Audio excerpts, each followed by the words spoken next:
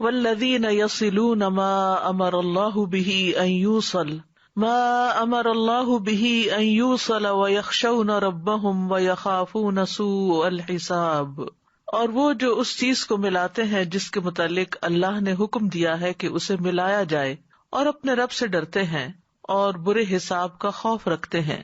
انسان اس دنیا میں تنہا زندگی بسر نہیں کر سکتا، باہمی میل ملاپ اس کی ضرورت ہے، کیونکہ ایک دوسرے سے ملاقات سے انسان کو سکون ملتا ہے، ایک دوسرے کے قریب آنے کا موقع ملتا ہے۔ لیکن خوشگوار زندگی کے لیے ضروری ہے کہ جن لوگوں کے ساتھ اس کا قریبی تعلق ہے ان کے ساتھ تعلقات بھی اچھے ہوں۔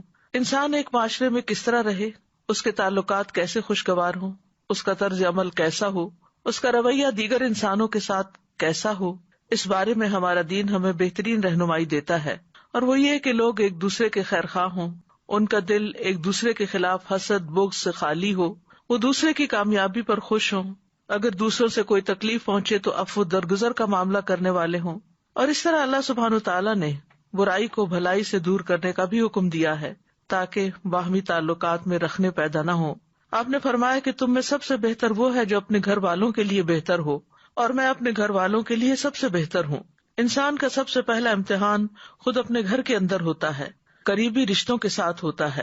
اکثر ایسے معاملات پیش آتے ہیں جن سے انسان دل برداشتہ ہو جاتا ہے، لیکن اللہ کی نظر میں وہی اچھا ہے جو صبر سے کام لیتے ہوئے ان رشتوں کو نبھائے اور ان سے حسن سلوک کرتا رہے۔ ایسے شخص کے لیے انجام بھی اچھا ہے اور انعام بھی۔ تو آج کی گفتگو کا موضوع ہے رشتہ داروں سے حسن سلوک کیجیے، اور اس کے لیے ہم نے سورۃ الرعد کی آیت نمبر 21 کو بنیاد بنایا ہے۔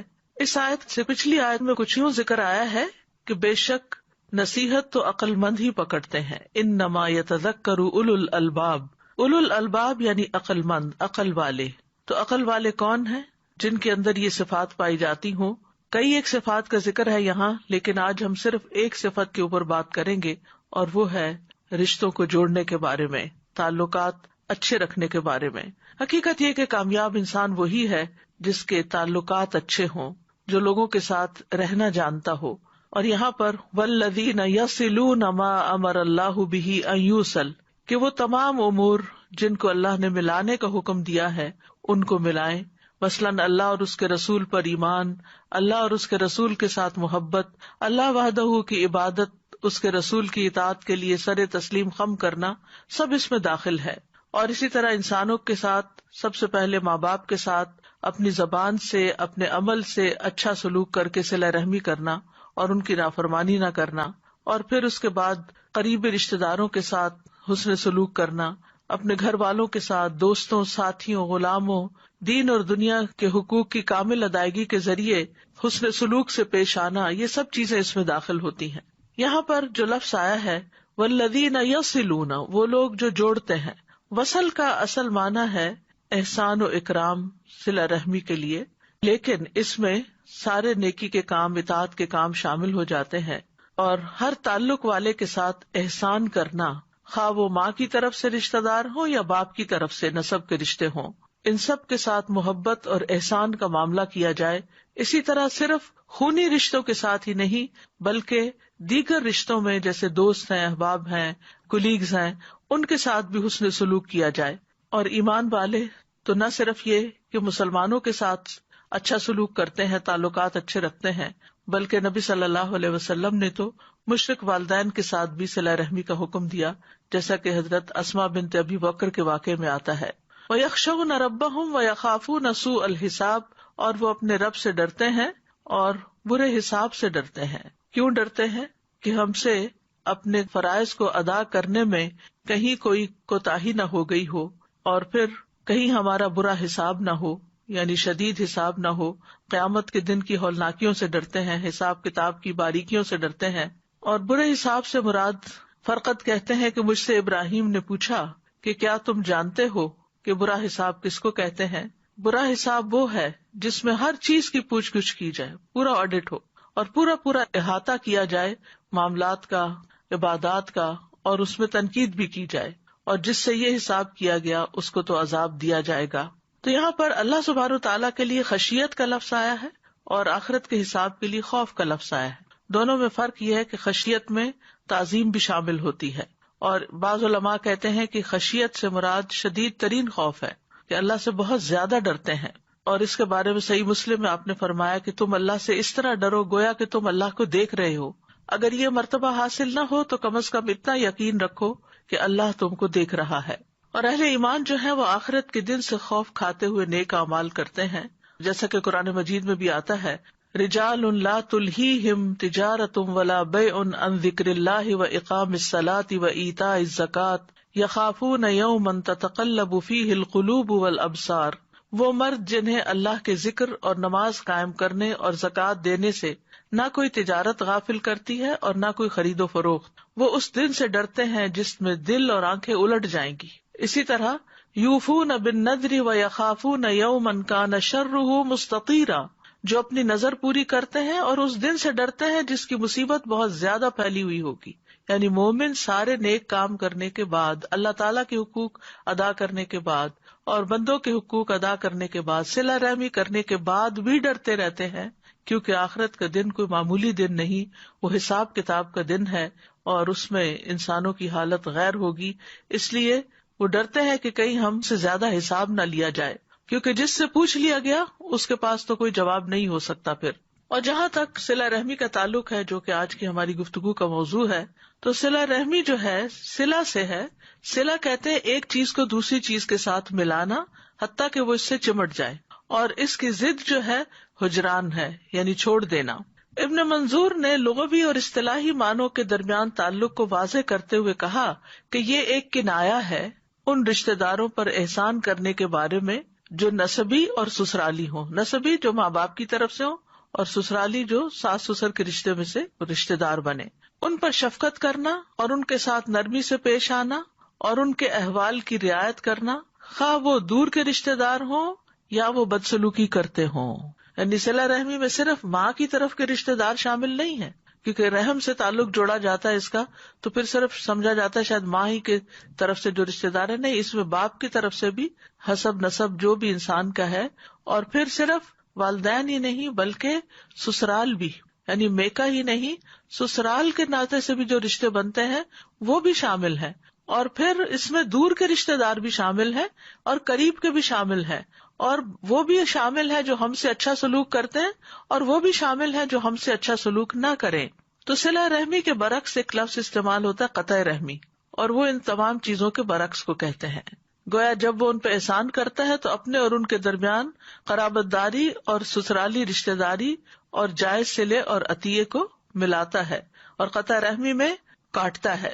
صلہ رحمی کی ایک اور جامع تعریف یوں کی گئی ہے کہ صلہ رحمی کا مطلب یہ ہے کہ جتنا ہو سکے رشتہ داروں کو خیر پہنچائی جائے، اور حسب طاقت جتنا ہو سکے ان سے شر کو دور کیا جائے. یعنی صلہ رحمی کا لفظ چونکہ عربی کا لفظ ہے تو عام طور پر لوگ سمجھتے نہیں کہ پھر کرنا کیا ہے. تو کرنے میں یہ ہے کہ اپنے اور سسرالی رشتہ داروں کو جو بھی خیر پہنچا سکتے ہو، جو جو کچھ اللہ نے تمہیں دیا ہے وہ ان تک پہنچاؤ، اور انہیں اگر کوئی تکلیف آ گئی تو اس تکلیف کو ان سے دور کرو. یہ ہے صلہ رحمی. امام نووی کہتے ہیں صلہ رحمی رشتہ داروں پر اس انداز میں احسان کرنا ہے کہ وہ صلہ رحمی کرنے والے کے اور جس کے ساتھ صلہ رحمی کی جا رہی ہے اس کے حالات کے مناسب ہو. کبھی یہ مال کے ذریعے ہوتی ہے، کبھی خدمت کرنے سے، کبھی صرف ملاقات اور سلام کرنے سے ہوتی ہے. ابن قیم کہتے ہیں کہ صلہ رحمی یہ نہیں کہ رشتہ داروں کو اس حال میں چھوڑ دیا جائے کہ وہ بھوک اور پیاس اور برہنگی سے تباہ ہو رہے ہوں اور ان کا رشتہ دار بہت زیادہ مالدار ہو. اور صلہ رحمی واجب ہے، خواہ رشتہ دار کافر ہی کیوں نہ ہو اور اس کا دین کے ساتھ کوئی تعلق نہ ہو، پھر بھی اس کے ساتھ صلہ رحمی کرنی چاہیے. یعنی اگر صلہ رحمی کرنے والا دین سے تعلق رکھتا ہے اور نہ کرنے والا دین سے تعلق نہیں رکھتا، پھر بھی صلہ رحمی کرو. اسی طرح یہ بھی کہا گیا ہے کہ فوائد کا تبادلہ کرنا، یعنی ایک دوسرے کو صرف فائدہ پہنچانا ہی صلہ رحمی نہیں. یہ کہ اگر تمہارے رشتہ دار تمہارے ساتھ صلہ رحمی کرے تو تم بھی ان کے ساتھ صلہ رحمی کرو، اور اگر وہ تم سے دور چلے جائے تو تم بھی دور چلے جاؤ. یہ صلہ رحمی کی صفت نہیں، یہ تو ایک دوسرے کو بدلہ دینا ہے. یعنی یہ تو آپ نے بدلہ دیا، کسی نے آپ سے اچھا کیا، آپ نے بدلے میں اچھا کر دیا، یعنی یہ تو فوائد کا تبادلہ ہو گیا. لیکن صلہ رحمی کا معاملہ ان تمام چیزوں سے بلند ہے. عبداللہ ابن عمر رضی اللہ عنہ کہتے ہیں کہ نبی صلی اللہ علیہ وسلم نے فرمایا، کسی کام کا بدلہ دینا صلہ رحمی کرنا نہیں، بلکہ صلہ رحمی کرنے والا وہ شخص ہے کہ جب اس کے ساتھ صلہ رحمی والا معاملہ ختم کر دیا جائے وہ پھر بھی صلہ رحمی کرے۔ سلیمان بن موسیٰ کہتے ہیں، ابن محیریز سے کہا گیا کہ رشتہ داروں کا کیا حق ہے؟ انہوں نے کہا، اگر رشتہ دار آپ کی طرف آئیں تو ان کا استقبال کیا جائے، ویلکم کیا جائے، اور اگر وہ پیٹھ پھیر کے جائیں تو ان کے پیچھے جایا جائے۔ یہ نہیں کہنا چاہیے کہ تم روٹھے ہم چھوٹے، بلکہ اگر وہ روٹ بھی جائیں تو انہیں منایا جائے۔ قرطبی کہتے ہیں کہ صلہ رحمی کی 2 قسمیں ہوتی ہیں، یعنی وہ رشتہ داری جس کو ملایا جاتا ہے، نمبر 1 یہ عام ہوتی ہے اور نمبر 2 یہ خاص ہوتی ہے۔ عام صلہ رحمی جو ہے یہ دین پر مبنی ہے، یعنی کسی صاحب ایمان کے ساتھ تعلق ہونا، ضروری نہیں کہ وہ رشتہ دار ہی ہو، کیونکہ ہم سب آدم کی اولاد ہیں، اور آدم کی اولاد ہونے کی حیثیت سے ہم کسی نہ کسی جگہ جا کر ضرور رشتے میں مل جاتے ہیں، ہم کسی نہ کسی درجے پر سب ایک دوسرے کے رشتے دار ہی ہیں، کیونکہ ہم آدم کی اولاد ہیں۔ تو عام رشتے داری یا صلہ رحمی کیا ہے کہ انسان کسی بھی انسان کے ساتھ حسن سلوک کرے، چاہے وہ خون کا رشتہ ہو یا سسرال کا ہو یا نہ ہو، یعنی کسی صاحب ایمان کے ساتھ تعلق ہونا، بس اس کو باہمی محبت اور خیر خواہی اور عدل و انصاف اور واجب اور مستحق حقوق بجا لانے کے ساتھ ملانا واجب ہے۔ اور خاص صلہ رحمی یہ ہے کہ آپ ان تمام چیزوں کے ساتھ خرچ کو بڑھا دیں اور ان کے حالات کی خبر گیری کرتے رہیں اور ان کی غلطیوں کو نظر انداز کرتے رہیں۔ یعنی خاص صلہ رحمی کیا ہے کہ جو آپ ان کو دے رہے ہیں اس میں اضافہ کرتے رہیں، اگر اللہ نے آپ کو زیادہ دیا تو آپ بھی ان کو آگے آگے زیادہ دیتے رہیں اور ان کے حالات کی خبر گیری کرتے رہیں کہ وہ کس حال میں ہیں اور ان کی غلطیوں کو معاف کرتے رہیں۔ کتنا خوبصورت ہے صلہ رحمی کا یہ انداز۔ قرآن مجید میں کئی ایک مقامات پر صلہ رحمی کی تلقین کی گئی ہے۔ سورۃ البقرہ میں بنی اسرائیل کو حکم دیا گیا، یعنی صرف ہمیں نہیں یہ حکم بلکہ پچھلی شریعتوں میں بھی یہ حکم دیا گیا تھا۔ وَإِذْ أَخَذْنَا مِيثَاقَ بَنِي إِسْرَائِيلَ لَا تَعْبُدُونَ إِلَّا اللَّهَ وَبِالْوَالِدَيْنِ إِحْسَانًا وَذِي الْقُرْبَى وَالْيَتَامَى وَالْمَسَاكِينِ وَقُولُوا لِلنَّاسِ حُسْنًا وَأَقِيمُوا الصَّلَاةَ وَآتُوا الزَّكَاةَ ثُمَّ تَوَلَّيْتُمْ إِلَّا قَلِيلًا مِّنكُمْ وَأَنتُم مُّعْرِضُونَ۔ اور جب ہم نے بنی اسرائیل سے پختہ عہد لیا کہ تم اللہ کے سوا کسی کی عبادت نہ کرو گے اور ماں باپ اور قرابت والے اور یتیموں اور مسکینوں سے احسان کرو گے اور لوگوں سے اچھی بات کہو، نماز قائم کرو اور زکوٰۃ دو، پھر تم اس سے پھر گئے مگر تم میں سے تھوڑے اور تم منہ پھیرنے والے ہو۔ اور یہ صرف بنی اسرائیل کا حال نہیں، آج امت مسلمہ کا بھی یہی حال ہے کہ ہمیں عمومی طور پر لوگوں کے درمیان تعلقات خراب نظر آتے ہیں، رشتے کمزور نظر آتے ہیں اور دوسروں کے ساتھ احسان اور بھلائی کے رویے بہت کم دیکھنے میں ملتے ہیں۔ اگر تمام انسان جن کو اللہ نے دیا ہے وہ دینے والے بن جائیں اور اللہ کی مخلوق کا خیال رکھنے والے ہوں تو دنیا میں شاید نہ کوئی بھوکا ہو اور نہ ہی کوئی ضرورت مند اس طرح کا ہو کہ وہ گھٹ گھٹ کے اور سسک کے علاج کے لیے مر جائے یا کسی اور ضرورت کے لیے دن رات پریشان رہتا ہو۔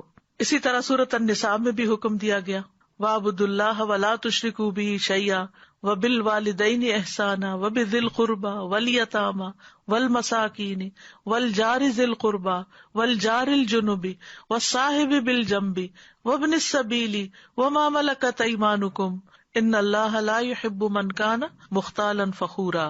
اور اللہ کی عبادت کرو اور اس کے ساتھ کسی چیز کو شریک نہ بناؤ، اور ماں باپ کے ساتھ اچھا سلوک کرو اور قرابت والوں کے ساتھ اور یتیموں اور مسکینوں اور قرابت والے ہمسائے اور اجنبی ہمسائے اور پہلو کے ساتھی اور مسافر کے ساتھ اور ان کے ساتھ بھی جن کے مالک تمہارے دائیں ہاتھ بنے ہیں۔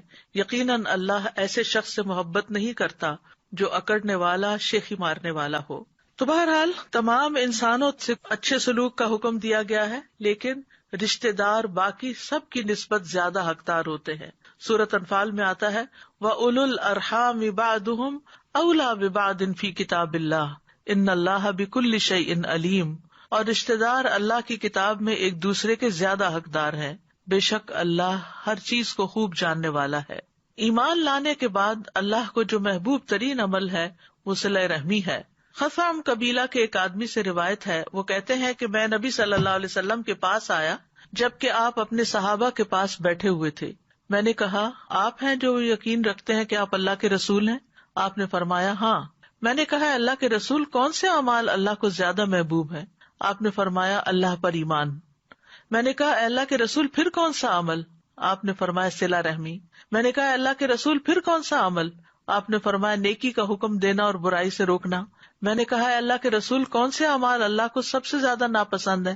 آپ نے فرمایا اللہ کے ساتھ شرک کرنا. میں نے کہا اللہ کے رسول پھر کون سا عمل؟ آپ نے فرمایا قطع رحمی یعنی رشتے کاٹنا، لوگوں سے تعلقات کاٹ لینا. میں نے کہا اللہ کے رسول پھر کون سا عمل؟ آپ نے فرمایا برائی کا حکم دینا اور نیکی سے روکنا. اسی طرح درجے کے لحاظ سے بدترین ہے وہ لوگ کہ جو لوگوں کا حق نہ پہچانے، صلہ رحمی نہ کرے. ابو کبشہ انماری سے روایت ہے، وہ کہتے ہیں کہ میں نے رسول اللہ صلی اللہ علیہ وسلم کو فرماتے ہوئے سنا، دنیا 4 قسم کے لوگوں کی ہے. ایک وہ آدمی جسے اللہ نے مال اور علم سے نوازا ہو، وہ اس بارے میں اپنے رب سے ڈرتا ہو، صلہ رحمی کرتا ہو اور اس میں اللہ عز و جل کا حق پہچانتا ہو، اس کا درجہ سب سے اونچا ہے. دوسرا وہ آدمی جسے اللہ عز و جل نے علم عطا فرمایا ہو لیکن مال نہ دیا ہو، اور وہ کہتا ہو کہ اگر میرے پاس بھی مال ہوتا تو میں بھی اس شخص کی طرح عمل کرتا. آپ نے فرمایا یہ دونوں اجر و ثواب میں برابر ہے، یعنی جو اچھی نیت رکھتا ہے وہ اچھا کام کرنے والے کے برابر ہو جاتا ہے. تیسرا وہ آدمی جسے اللہ نے مال سے تو نوازا ہو لیکن علم نہ دیا ہو، وہ بدحواسی میں اسے ناحق مقام پر خرچ کرتا رہے، نہ اپنے رب سے ڈرے، نہ صلہ رحمی کرے، نہ اپنے رب عز و جل کا حق پہچانے، اس کا درجہ سب سے بدترین ہے. چوتھا وہ آدمی جسے اللہ نے نہ مال سے نوازا نہ علم سے، اور یہ کہتا ہو کہ اگر میرے پاس بھی فلاں شخص کی طرح مال ہوتا تو میں بھی اس شخص کی طرح کے کاموں میں خرچ کرتا. یہ دونوں گناہ میں برابر ہیں، یعنی اگر کسی بری مثال کو اپنے سامنے رکھتا ہے تو پھر اسی درجے میں آ جاتا ہے. تو بدترین انسان کس کو کہا گیا؟ جو نہ رب سے ڈرے، نہ صلہ رحمی کرے، نہ رب کا حق پہچانے کہ مجھے کس طرح کی عبادت اور کیسے کرنی چاہیے. اور جو شخص اس کو آئیڈیل بنا لے وہ بھی اس کے ساتھ ہی ہے. پھر رسول اللہ صلی اللہ علیہ وسلم کو جو دین دے کر بھیجا گیا، جو تعلیمات دے کر بھیجی گئی، ان میں ہمیں صلہ رحمی کا خاص حصہ ملتا ہے. عمرو ابن ابسہ کہتے ہیں، میں مکہ میں نبی صلی اللہ علیہ وسلم کی خدمت میں حاضر ہوا اور آپ سے پوچھا آپ کون ہیں؟ آپ نے فرمایا میں نبی ہوں. میں نے پوچھا نبی کیا ہوتا ہے؟ آپ نے فرمایا مجھے اللہ نے بھیجا ہے. میں نے کہا آپ کو کیا پیغام دے کر بھیجا ہے؟ آپ نے فرمایا اللہ نے مجھے صلہ رحمی کرنے، بتوں کو توڑنے، اللہ کو ایک قرار دینے اور اس کے ساتھ کسی کو شریک نہ ٹھہرانے کا پیغام دے کر بھیجا ہے. اسی طرح نبی صلی اللہ علیہ وسلم نے صلہ رحمی کا تاکیدی حکم بھی دیا. ابو ذر رضی اللہ عنہ کہتے ہیں میرے خلیل نے مجھے 7 باتوں کا حکم دیا ہے، یہ کہ میں قرابت دار سے تعلق قائم رکھوں اگرچہ وہ پیٹھ پھیرے، اگرچہ وہ ہم سے اچھا سلوک نہ کرے پھر بھی اس سے رشتہ جوڑ کے رکھوں. اسی طرح ایک اور جگہ پر فرمایا اتقوا اللہ وصلوا ارحامکم، اللہ کا تقوی اختیار کرو اور صلہ رحمی کرو. یہاں آپ دیکھ رہے ہیں کہ متعدد بار یہ بات ملتی ہے کہ اللہ سے ڈرو اور صلہ رحمی کرو، یا اللہ سے ڈرتے ہیں اور صلہ رحمی کرتے ہیں. تو حقیقت یہ ہے کہ جو لوگ اللہ سے ڈرتے ہیں وہی رشتوں کو نبھا سکتے ہیں، کیونکہ جن قریبی لوگوں کے ساتھ انسان رہتا ہے یا ان کے درمیان میں رہتا ہے تو ان سے بہت دفعہ اختلاف بھی ہوتا ہے، بہت دفعہ ان کے ساتھ آرگیومنٹس ہو جاتے ہیں، بدمزگی ہو جاتی ہے، بدگمانیاں ہو جاتی ہیں، لڑائی جھگڑے ہو جاتے ہیں. تو انسان پھر اپنے دل میں گرج پال لیتا ہے، بغض رکھ لیتا ہے. تو اس سے نکلنے کے لیے بہت ضروری ہے کہ انسان کے اوپر اللہ کا ڈر ہو، کیونکہ جو اللہ سے ڈرتا ہے وہی رشتوں کو نبھا سکتا ہے. اگر اللہ سے نہ ڈرا جائے، انسان اگر اپنی خواہش نفس پہ چلنے لگے تو پھر انسان کے حالات میں بہتری نہیں آ سکتی.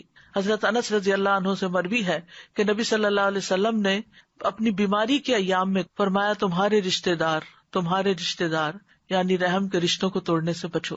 صلہ رحمی کرنے کا جب حکم ملتا ہے اور اتنی تاکید ملتی ہے تو بعض اوقات ہم یہ سوچنے لگتے ہیں کہ شاید اس سے مراد دوسروں کو فائدہ پہنچانا ہے یا دوسروں کا فائدہ ہے، لیکن حقیقت یہ ہے کہ یہ انسان کے اپنے حق میں بہت فائدہ مند ہے. جو انسان جوڑنے والا ہوتا ہے، جو انسان دینے والا ہوتا ہے، وہی پانے والا ہوتا ہے، اسی کو خیر ملتی ہے.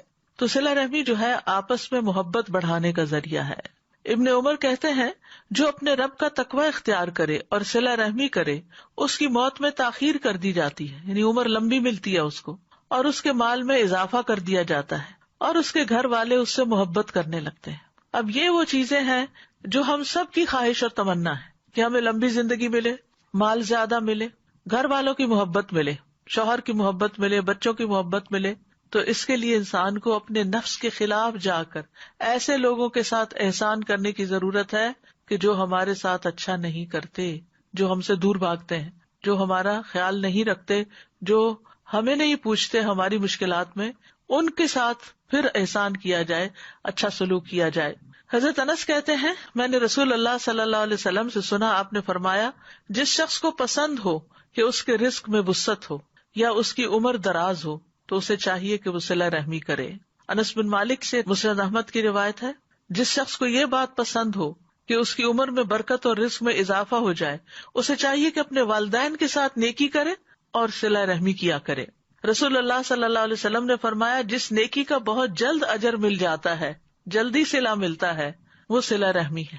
یعنی کچھ نیکی آپ کرتے ہیں تو ان کا بدلہ آپ کو آخرت میں ملے گا، کچھ نیکی آپ ایسے کرتے ہیں ان کا صلہ آپ کو دنیا میں بھی ملتا ہے، آخرت میں بھی ملتا ہے. تو جس نیکی کا بدلہ انسان کو جلد یعنی دنیا میں بھی مل جاتا ہے وہ کیا ہے؟ صلہ رحمی. یہاں تک کہ کچھ گھرانوں کے لوگ فاجر و فاسق ہوتے ہیں، یعنی دین میں نہیں ہوتے، لیکن وہ صلہ رحمی کرتے ہیں تو ان کے مال بڑھ جاتے ہیں اور ان کے افراد کی کثرت ہو جاتی ہے، یعنی خاندان بھی بڑھ جاتا ہے اور مال بھی بڑھ جاتا ہے. اسی طرح ایک اور روایت میں آتا ہے، ابو ہریرہ کہتے ہیں کہ نبی صلی اللہ علیہ وسلم نے فرمایا 3 چیزیں برحق ہیں.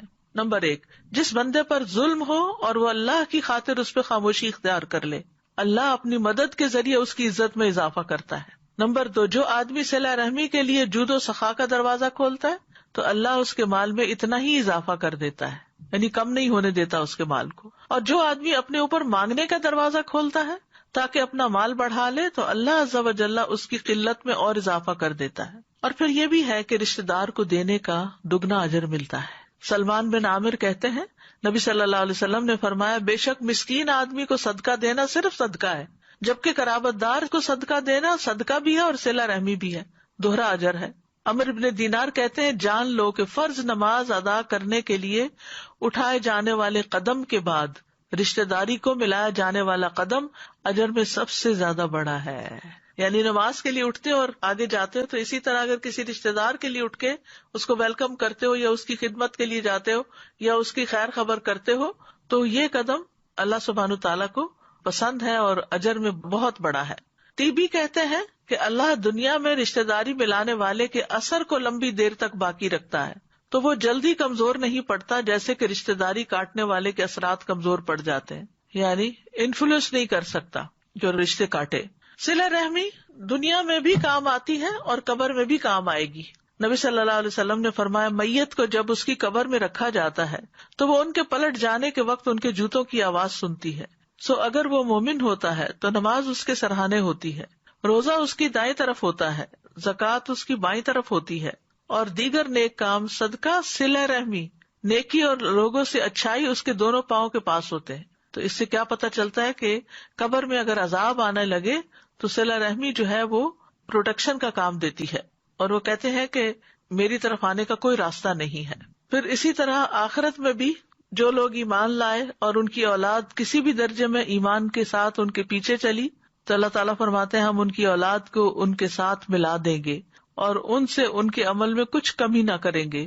ہر آدمی اس کے عوض جو اس نے کمایا گروی رکھا ہوا ہے، ہر آدمی جو اس نے کمایا اس کے عوض گروی رکھا ہوا ہے، یعنی اس کی جان نہیں چھوٹ سکتی جب تک کہ وہ اپنی جان کا کوئی تاوان نہ دے دے.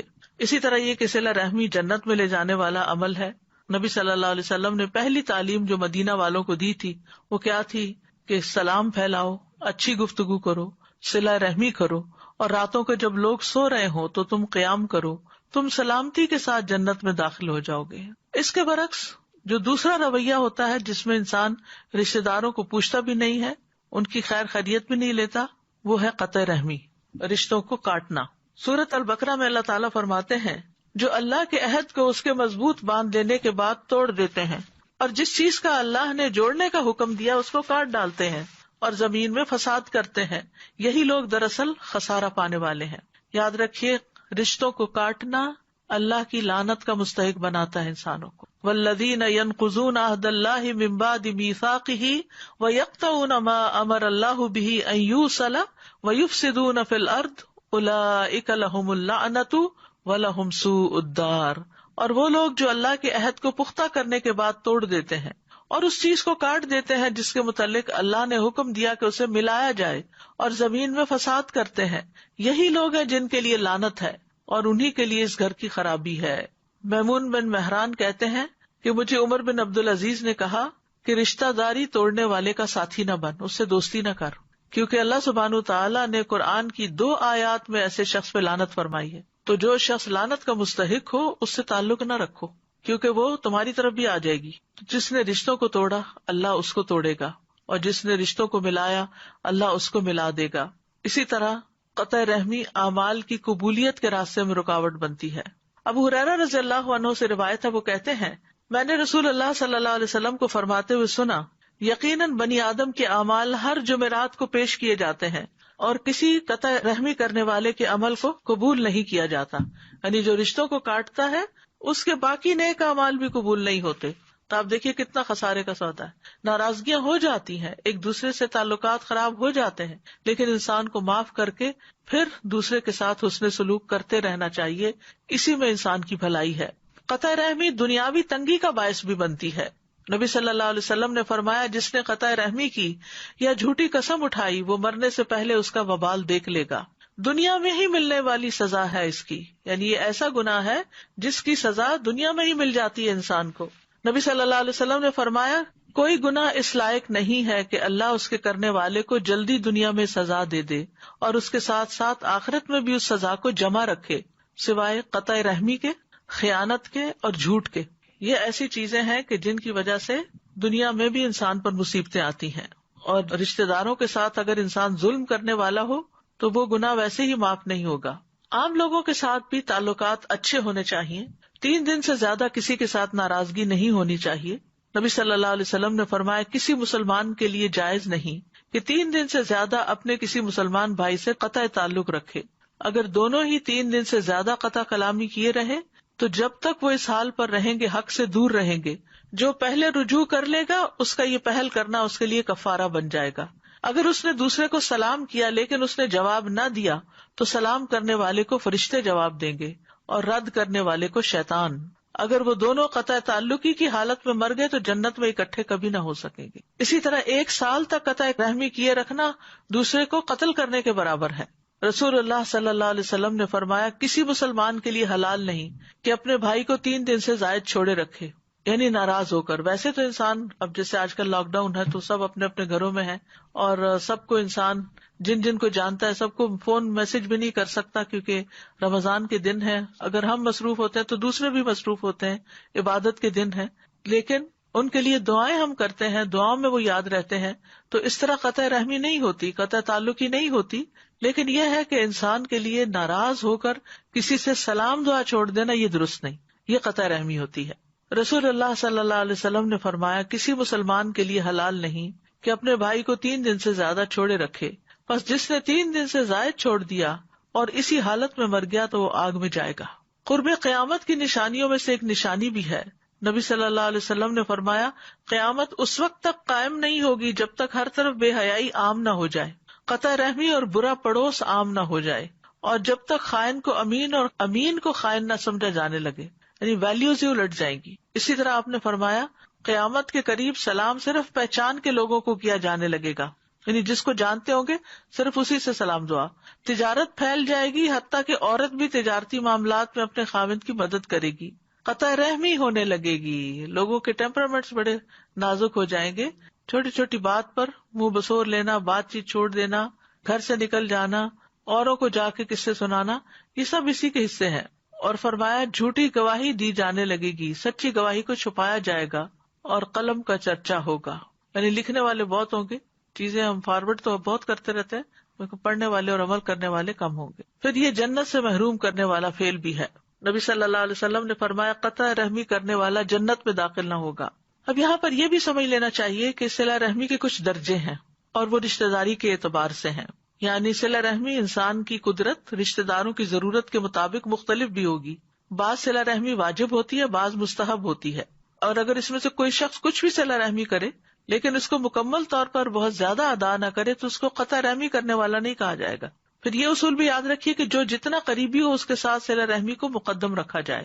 مثلا سب سے پہلے ماں، آپ نے فرمایا تھا نا کہ تمہاری ماں، تو سب سے پہلے ماں کے ساتھ صلہ رحمی، پھر باپ، پھر اولاد، پھر دادا دادی، نانا نانی، پھر بھائی بہنوں کو، پھر باقی کے سارے محرم رشتے دار جیسے چچا پھوپھی، ماموں خالائیں اور جو جتنا غریبی ہے اس کو اتنا ہی مقدم رکھا جائے، پرائرٹی دی جائے.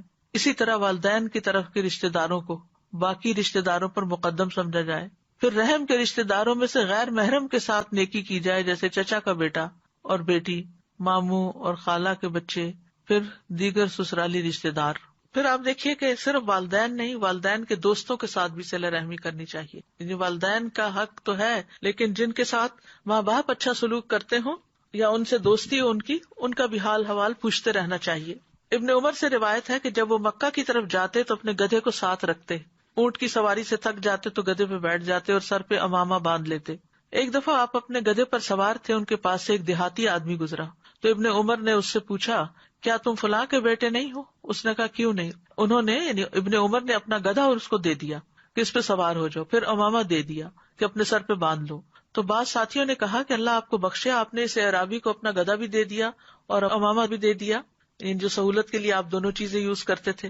ابن عمر نے کہا، میں نے رسول اللہ صلی اللہ علیہ وسلم سے سنا، آپ فرماتے تھے، بے شک نیکیوں میں سب سے بڑی نیکی آدمی کا اپنے باپ کی وفات کے بعد اس کے دوستوں سے اچھا سلوک کرنا ہے. اور اس دیہاتی کا باپ حضرت عمر کا دوست تھا. اب اس میں اسی طرح یہ ہے کہ جیسے آپ کے پاس مال ہو اور آپ نے مال تقسیم کرنا ہو تو پھر دینے میں جو قریبی رشتے دار ہوں گے ان کا حق زیادہ ہوگا، جو دور ہوتے جائیں گے وہ اسی اعتبار سے کم ہو جائیں گے. عطا ابن ابی رباح کہتے ہیں، وہ درہم جو میں رشتے داروں کو دوں مجھے اس 1000 درہم سے زیادہ محبوب ہے جو میں محتاج لوگوں میں تقسیم کروں. یعنی اگر رشتے دار ضرورت مند ہے تو پہلے ان کو دیا جائے. پھر اسی طرح نان مسلم رشتے دار کے ساتھ بھی صلہ رحمی کرنی چاہیے.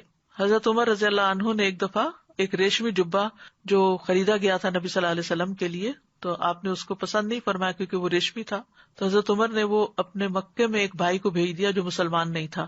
تو بہرحال ہر قریبی اور دور والے رشتے کے ساتھ صلہ رحمی کرنی چاہیے.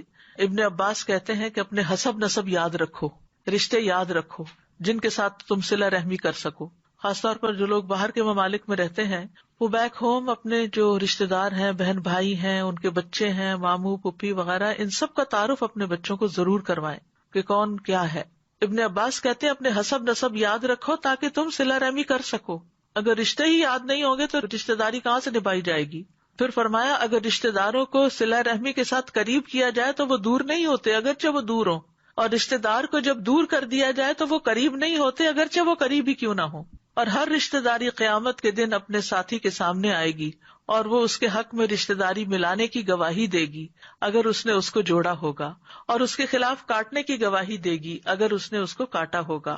اب کرنے کے کام کیا کیا ہے؟ سب سے پہلی بات یہ ہے کہ رشتے داروں سے ملاقات کی جائے، لیکن اس طرح ملاقاتیں نہ شروع کر دیں کہ جس سے دوسرے کے کام کاج جو ہیں ان میں حرج آئے. رشتے داروں سے ملاقات جو ہے یہ برکت کا ذریعہ ہوتی ہے. ابن تین کہتے ہیں کہ صلہ رحمی کی وجہ سے اطاعت کے کاموں کی توفیق ملتی ہے اور نیکیوں کا موقع ملتا ہے، نافرمانی سے بچتا ہے انسان. پھر انسان کا اچھا ذکر باقی رہتا ہے، گویا کہ اسے موت نہیں آئی، مرنے کے بعد بھی وہ یاد رہتا ہے. جن کے ساتھ وہ اچھا سلوک کرتا تھا وہ اس کو یاد رکھتے ہیں. تو پہلی چیز کیا ہے؟ ملاقات کرنا، کہ خود ملنے چلے جائیں. دوسری ہے وہ آئے تو مہمان نوازی کرنا. پھر تیسرا یہ کہ ان کی خبر رکھنا، خبر گیری کرنا، ان کے بارے میں پوچھتے رہنا، ان کو سلام کہنا، خواہ فون کر کے یا کسی کے ذریعے سلام بھیج کے یا کوئی میسج کر کے. چوتھی چیز ہے ان کو اپنا مال دیں. اگر رشتے دار محتاج ہے تو صدقے کی صورت میں دیں، اگر محتاج نہیں تو تحفے کی شکل میں دیں کیونکہ دگنا اجر ہے. نمبر 5 ان کے بڑوں کی عزت کریں اور ان کے کمزوروں پر شفقت کریں. نمبر 6 ان کے مرتبے کے اعتبار سے ان کو مقام دے، یعنی جو عمر میں بڑے ہیں، جو کسی مقام میں بڑے ہیں، اس اعتبار سے ان کا خیال رکھیں، یعنی اس مقام پر ان کو اتاریں جس کے وہ حقدار ہیں. اگر اللہ نے ان کو بلند مقام دیا دنیا میں تو آپ بھی اس کو پہچانیں. یہ نہیں کہ حسد کی وجہ سے انسان کہے کہ جو آگے نکل گیا دنیا میں کہ اس کی برائیاں بیان کرنا شروع کر دے یا اس کو حقیر کرنا شروع کر دے لوگوں کے سامنے. نمبر 7 ان کی خوشیوں میں ان کو مبارکباد پیش کرتے ہوئے شرکت کریں اور ان کے غموں میں ان کے ساتھ غمخواری کرتے ہوئے غم گساری کریں.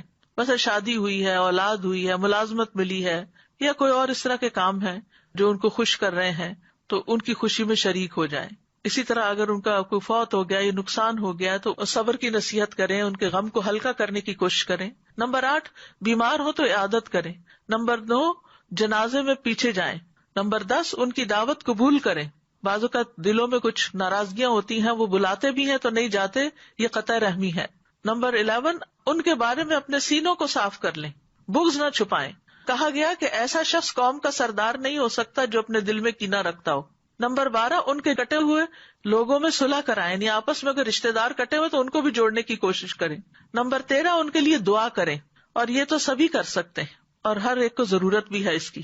اور نمبر 14، ان کو مناسب طریقے سے ہدایت کی طرف دعوت دیں، نیکی کا حکم دے، برائی سے روکیں، یعنی دین کی طرف بھی ان کو بلائیں. اور ہمیں یہ دعا ضرور کرنی چاہیے، اللہم الف بین قلوبنا واصلح ذات بیننا واہدنا سبل السلام ونجنا من الظلمات الى النور وجنبنا الفواحش ما ظہر منها وما بطن وبارک لنا فی اسماعنا وابصارنا وقلوبنا وازواجنا وذریاتنا وتب علینا انک انت التواب الرحیم وجعلنا شاکرین لنعمتک مثنین بہا قابلیہا واتمہا علینا. اے اللہ ہمارے دلوں میں محبت پیدا کر دے، یعنی ہمارے رشتوں میں، تعلقات میں، اور ہمارے آپس کے معاملات کی اصلاح کر دے، اور ہمیں سلامتی کے راستوں کی طرف رہنمائی فرما دے، اور ہمیں اندھیروں سے نجات دے کر نور کی طرف لے آ، اور ہمیں تمام ظاہری اور چھپی بدکاریوں سے محفوظ رکھ، اور ہمارے کانوں اور ہماری آنکھوں اور ہمارے دلوں اور ہمارے گھر والوں اور ہماری اولاد میں برکت عطا فرما، اور ہماری توبہ قبول فرما، بے شک تو بہت زیادہ توبہ قبول کرنے والا اور رحمت کرنے والا ہے. اور ہمیں اپنی نعمتوں کا شکر کرنے والا بنا دے، اور ان کی تعریف کرنے والا اور ان کو قبول کرنے والا بنا دے، اور ان نعمتوں کو ہم پر کامل فرما دے، مکمل کر دے. تو بہرحال رشتہ داروں کو سلام بھیجیے، میسج بھیجیے. آج کے اس لیکچر سننے کے بعد کچھ نہ کچھ عمل ضرور کیجیے. جو قریب ہوں ان کو تحفے تحائف دیجیے، کوئی عطیات دیجیے، کیونکہ اس سے آپس میں محبت بڑھتی ہے. ان کی ضروریات پوری کیجیے اگر کوئی ضرورت مند ہے.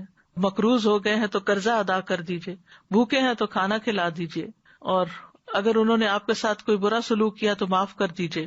اچھے اخلاق سے پیش آئیے. جو کاٹیں دور بھاگیں انہیں قریب کیجیے. اللہ کی خاطر ملاقات کے لیے جائیے. نبی صلی اللہ علیہ وسلم نے سب سے پہلے دین کی تبلیغ اپنے رشتہ داروں کو کی تھی، لہٰذا انہیں دینی پیغام کسی نہ کسی طرح دیجیے. کوئی کتاب، کوئی لیکچر، کوئی بک مارک، کوئی ایسی چیز جس پہ کوئی اچھا میسج ہو. بچوں کے ساتھ بھی اچھا سلوک کریں، یعنی صلہ رحمی صرف بڑوں سے نہیں ہوتی، بچوں کے ساتھ بھی ہو.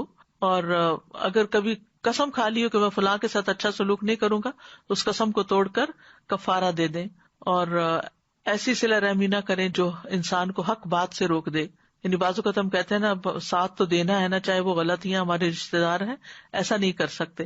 وَإِذَا قُلْتُمْ فَعْدِلُوا وَلَوْ كَانَ ذَا قُرْبَىٰ، جب بات کرو تو انصاف کی کرو خواہ رشتے داری کیوں نہ ہو. وآخر دعوانا ان الحمد للہ رب العالمین. سبحانک اللہم وبحمدک اشہد ان لا الہ الا انت استغفرک واتوب الیک. اللہ تعالی ہمیں عمل کی توفیق عطا فرمائے. السلام علیکم ورحمۃ اللہ وبرکاتہ.